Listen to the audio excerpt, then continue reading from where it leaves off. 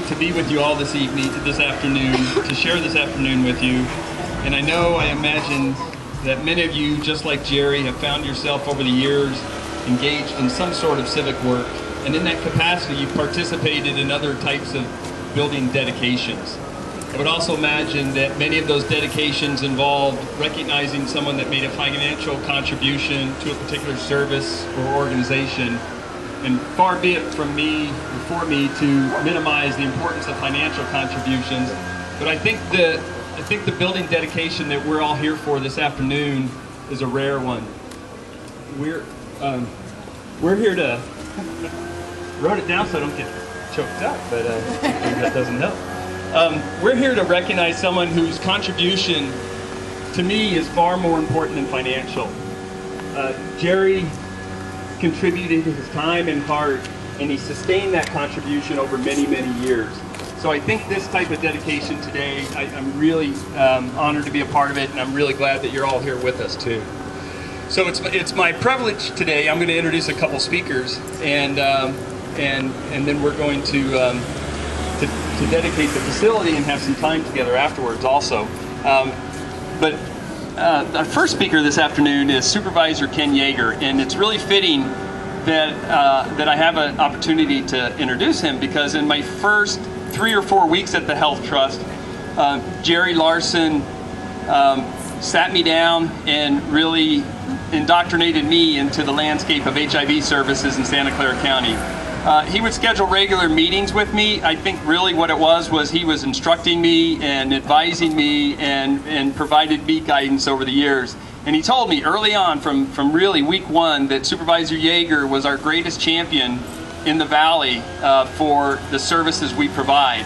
And like everything else Jerry told me over the years, he was absolutely right in that regard too.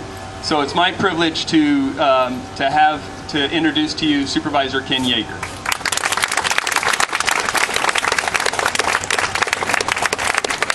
Thank you, and thank you, Paul, and what an honor it is for me to be here amongst friends and family, to be able to say a few words, and I appreciate that privilege.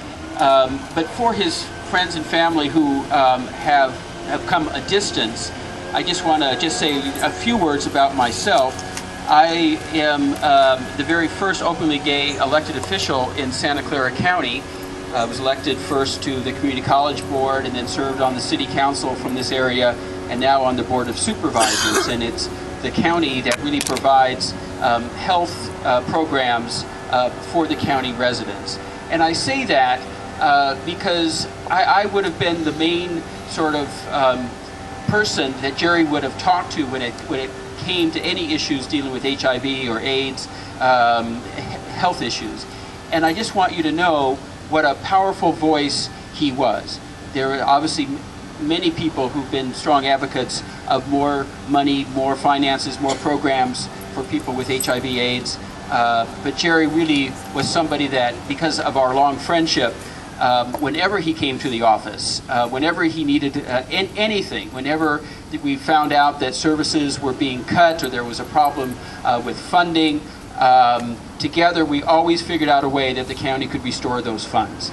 And I just want you to know what a true advocate and very strong-willed and determined person he was to make sure that the money and the programs continued for people with HIV/AIDS. And so it really was my pleasure to do whatever I could to show appreciation from the county. And so I do have a commendation that was signed by all of the county supervisors, and I'll read this quickly. I think most of you know the great work that he had done over the years.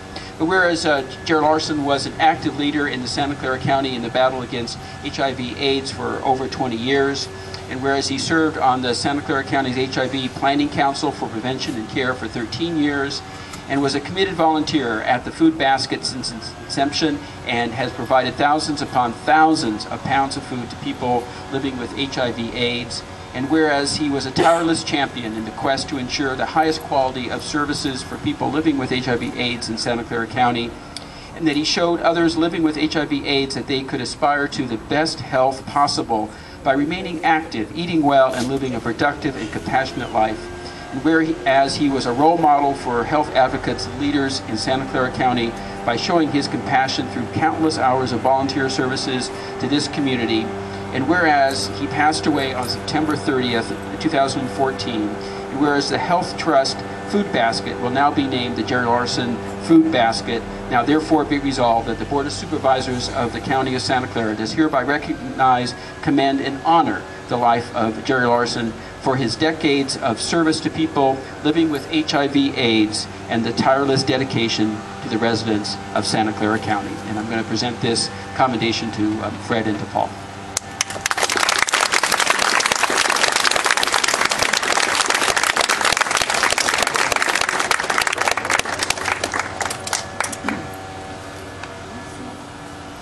Thank you, Supervisor Yeager.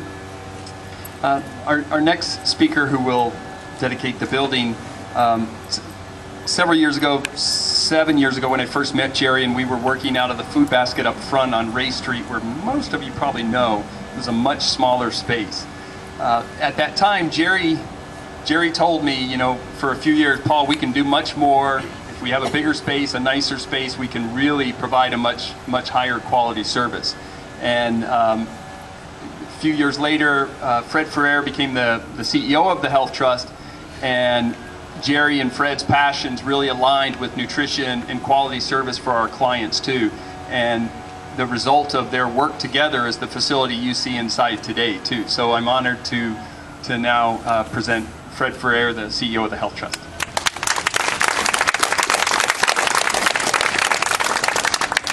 Thank you, Paul, and thanks to Supervisor Yeager for his presence here today and for his advocacy in HIV. There's no one that's done more for HIV and AIDS and advocacy around the funding of these important programs than Supervisor Yeager.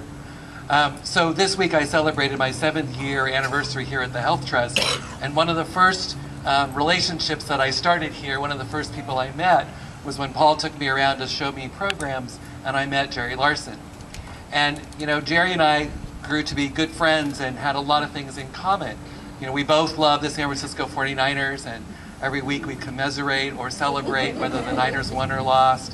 We both love the San Francisco Giants, and we had really a great kind of spirit about sports, and we both really love Rafael Nadal. So I knew that Jerry and I were going to be long-lost friends when I knew that of his passion for men's tennis that I shared with him. When I came to the Food Basket a few weeks after his passing, and I was kind of looking at his desk and his space, and just on a Saturday I was walking the space itself, and it's so imbued with Jerry. It's so much Jerry. There's nothing there that isn't just so much a part of him. But as I looked at his desk, there was a you know, he left me his final message, I think. There was a little quote on his desk that was his final message to me in some ways. And it was a quote from Mother Teresa. And it said, "If you can't feed 100 people, then feed just one. If you can't feed 100 people, then feed just one." Mother Teresa. Now, Paul talked about those lunches, and Jerry and I would go to lunch, and I would get my instructions, really what it was.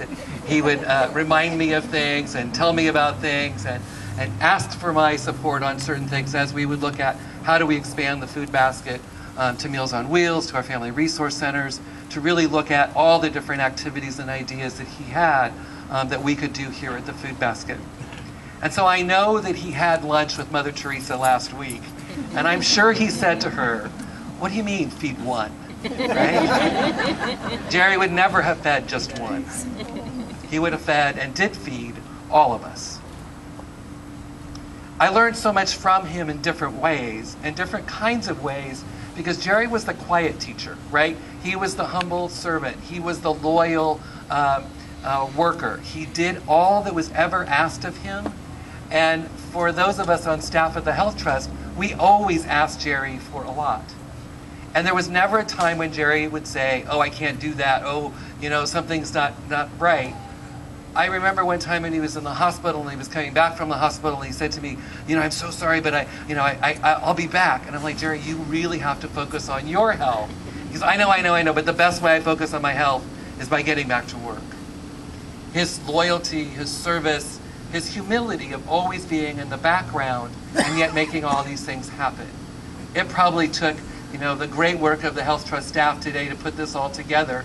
It probably took 10 of us to kind of work on this activity today. It would have taken Jerry half the time it took all 10 of us. And he would have said, it's okay, really, I don't need help, I'll do it myself. As we look at this space now, this building, this experience of the food basket, as it opens its doors to the Meals on Wheels program, and to our seniors and our disabled, as it's looked at working with our family resource centers, and so it's really opened its capacity for the receptions that we've had here, the community events, the community gatherings. All things were made possible by the hard work, the dedication, the early mornings of arrival of Jerry. Those are all the things that we're going to miss in some ways, but in other ways, it's all the things that will continue really in his honor. We dedicate this space and this building to his legacy. His legacy is really a legacy of service. Service to our clients, working directly in service with our staff, and to the greater community. His advocacy work, whether it be at city councils or the county board of supervisors, or just volunteering in the community, always spoke to this notion that the respect to our clients, to our staff, and to the community is above all the reason why we're in service.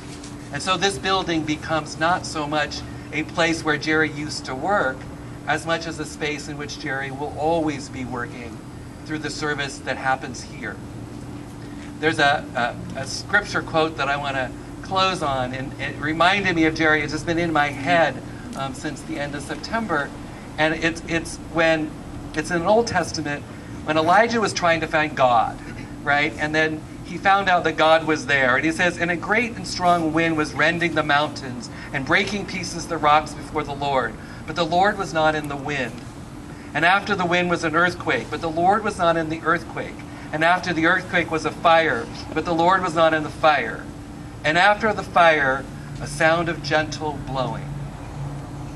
To me, Jerry imbues this building in this space, in his gentleness, his service, and his capacity to be in relationship to all of us as that really true great servant leader. We dedicate this space to his living memory as we continue to provide services, as we continue to work together to improve our community. The plaque and the inside there's a signature board we'd like you to make sure you sign.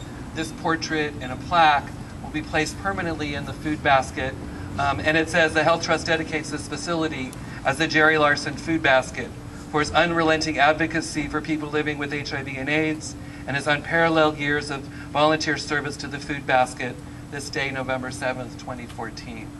I'd like to ask Supervisor Yeager and our Vice President of Programs, Paul Hupfer, to join me in doing the unveiling of our new facility, the Jerry Larson Food Basket.